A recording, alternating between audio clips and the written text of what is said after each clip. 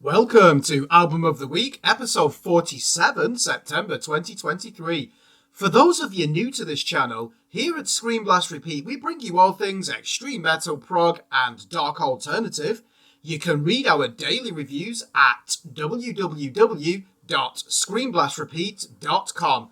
As a reminder, our definition of Album of the Week means our favourite record from a short list of 8.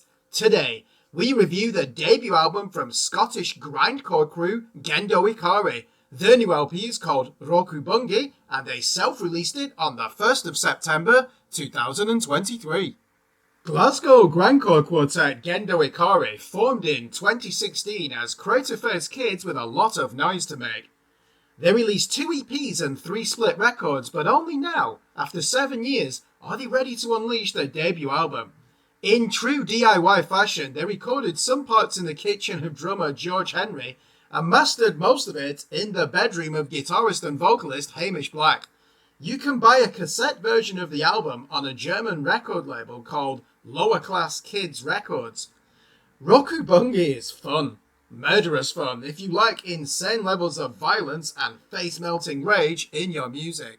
We all know that grindcore sounds like the last few seconds of life on board a commercial aeroplane heading to the bottom of the ocean, and Gendo Ikari are not about to redraw the boundaries of the genre like the mathcore bands of the late 1990s. Opener Abhorrent is what it sounds like when 4 musicians try to murder their instruments and hope for the worst. It's all about the noise effect. Play it again on repeat and you'll discern Roots Bloody Roots by Sepultura with blast beats and hysterical screams that writhe in masculine pain. You can hear a hyper-violent Dillinger escape plan impulse to pity, which mixes pinch harmonics and forceful down-picking riffs with the loudest bass you'll hear all year. The unsettled beatdown groove in the last section is crunchy enough to place an imaginary axe in your hands with the impetus to swing it around your head.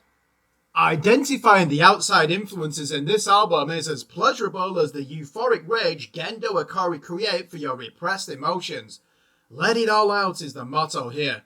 Its mutual is like a stray propeller blade in search of a head to decapitate. Here, the chunky death metal guitar posturing boosts the sustained vocal roars.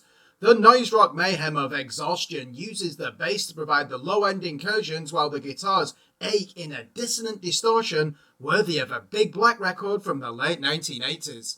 Sometimes the high-pitched guitar effects are nauseous. See how long your ears can stand cursed absence without flinching. Vocalist John Stevens sounds like a person trapped underneath a slag heap on lip service. And yet, Gerald Chow and Hamish Black serve up genuine metal riffs of substance throughout this album. It's a wise decision to plant a song longer than 2 minutes at track number 9.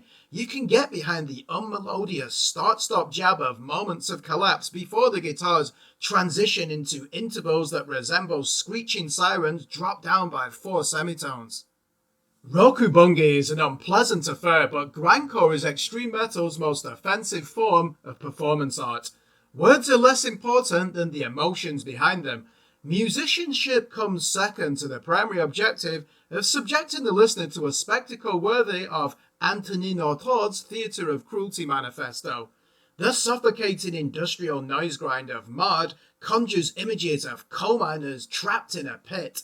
You can feel the soot moisten on your forehead as your eyes ache and your limbs soften under the heat.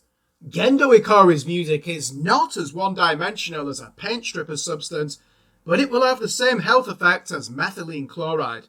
The doom grind of closing track Profound Failure mixes punctured lung vocals with raspy bass guitar notes and muscular riffs and ends in the chaos of a technological meltdown.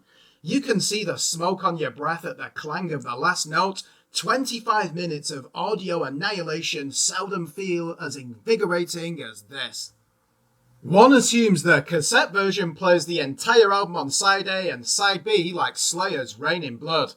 But whether using hardware or software, you'll need no excuse to flip it over and blast it again.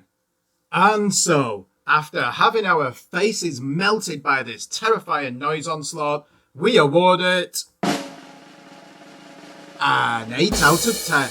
If you like this album, we recommend you check out the following records. This year's sludge grind record from Elder Devil called Everything Worth Loving, the classic 2004 Terrifier LP by Pig Destroyer, and this year's Apocalypse album from Finnish grindcore titans Rotten Sound.